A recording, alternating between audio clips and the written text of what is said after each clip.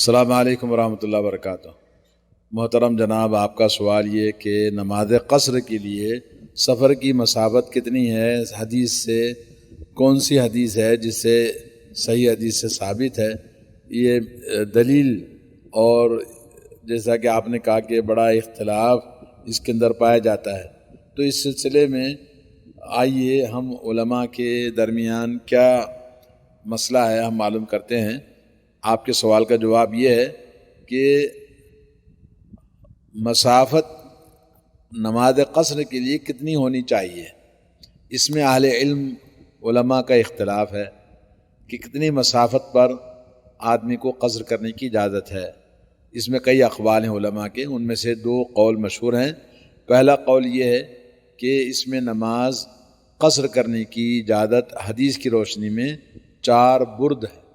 4 برد کا مطلب ہے کہ تقریباً 88 کلومیٹر ہے، اور یہ جمہور علماء کا مسلک ہے، جمہور ائمہ، امام مالکیہ اور شافعیہ اور حنابلہ، اور یہی قول سلف صالحین کا ہے، اور امام ابو یوسف حنفیہ میں سے بھی ان کا بھی یہی قول ہے، اور اسی کو اصحاب الحدیث، اہل حدیث یعنی جو محدثین ہیں ان کا بھی یہی مسلک ہے، اور یہاں سعودی عرب میں شیخ ابن باز نے بھی یہی بات کہی ہے۔ اس کی دلیل یہ ہے کہ حضرت ابن عباس رضی اللہ تعالیٰ عنہ سے روایت ہے، یا اہل مکہ لا تقصروا فی اقل من 4 برد، کہا کہ اے اہل مکہ 4 برد سے کم میں تم قصر نہ کرو،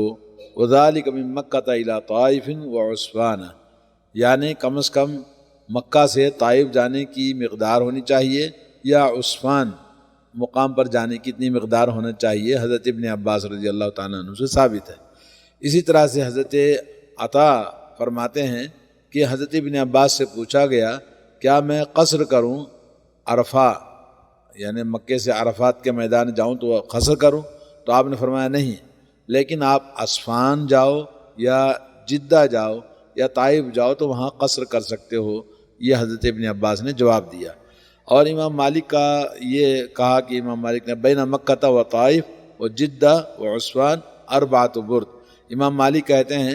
کہ مکہ کے بعد کوئی آدمی طائف جائے یا جدہ جائے یا عسفان جائے، اس سب کی جو مسافت ہے وہ 4 برد ہے۔ 4 برد جو ہے وہ موجودہ حساب سے 88 کلومیٹر تقریباً پڑتا ہے۔ حضرت عطا بن ابی رباح کہتے ہیں، جو بہت بڑے محدث ہیں، تو کہتے ہیں حضرت عبداللہ بن عمر، حضرت ابن عباس رضی اللہ تعالیٰ عنہما، یہ دونوں کان یصلیان رکعتین و یفطران فی 4 برد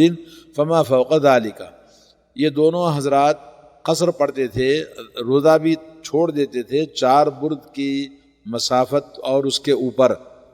جی اسی طرح سے حضرت سالم وہ نافع سے حضرت عبداللہ بن عمر سے روایت کرتے ہیں کہ انہ کان لا یقصر الا فی یوم التام، قال مالک وذلک 4 برد، کہتے ہیں کہ ایک دن کا مسلسل سفر ہے تو اس میں وہ قصر کرتے تھے، یعنی ایک دن سے کم اگر سفر ہے تو قصر نہیں کرتے تھے۔ یہ کتنا ہوتا ہے؟ 4 برد کے برابر ہوتا ہے۔ 4 برد جیسے کہ آپ نے اوپر بھی سنا ہے،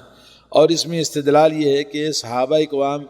کرام کے اقوال ہیں، اور اس میں صحابہ کرام کے اقوال ہمارے لیے دلیل ہیں، اور انہوں نے جو بات کہی ہے وہ قیاس اور سوچ کر اپنے رائے سے نہیں کہا ہوگا، یقیناً ان کے پاس نبی علیہ الصلوۃ والسلام کی دلیل ہے، نمبر 1۔ نمبر 2 یہ کہ یہ جو مقدار ہے 4 برد کی 88 کلومیٹر، تو یہ سفر جس کو اس زمانے میں سفر کہا جاتا ہے، سفر میں مشقت ہوتی ہے، اور اس سے کم میں آدمی اس کو سفر نہیں کہتے ہیں۔ 4 برد سے کم میں اگر کوئی جاتا ہے تو وہ سفر نہیں ہے۔ اور تیسری یہ رائے ہے کہ اس میں سفر میں 4 برد کے اندر مشقت سفر بھی ہے، اور اس کے بعد آدمی جاتا ہے کہیں تو وہاں رکتا بھی ہے، اور پھر اس سفر کی حالت میں رہتا ہے، تو ایسے آدمی کے لیے جو کم از کم 3 دن کا سفر کرے یا 2 دن کا یا جیسے بھی ہو، تو اس میں آدمی کو قصر کی اجازت ہے۔ اس سے 4 برد سے کم مسافت میں اس کے لیے قصر کی اجازت نہیں دی جا سکتی ہے، اور یہ دلیل بھی ثابت نہیں ہے کہ اس سے کم میں سفر کرے۔ یہ پہلا قول تھا جو علماء کا،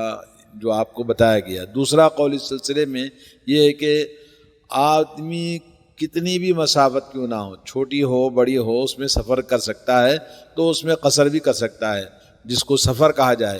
چاہے وہ چھوٹا ہو یا لمبا ہو یا بڑا ہو، اور اس میں کوئی حد نہیں ہے۔ اور یہ ہے مذہب ظاہریہ کا، اور اسی طرح سے بعض حنابلہ کا، اور اسی طرح ابن قدامہ، ابن تیمیہ، ابن قیم، اور علامہ شوکانی، علامہ شنقیطی، اور اپنا علامہ ابن عثیمین، علامہ البانی نے بھی یہی کہا کہ جو بھی سفر کی مسافت ہے، وہ چاہے وہ کتنی ہی کیوں نہ ہو، لیکن سفر ہونا چاہیے۔ سفر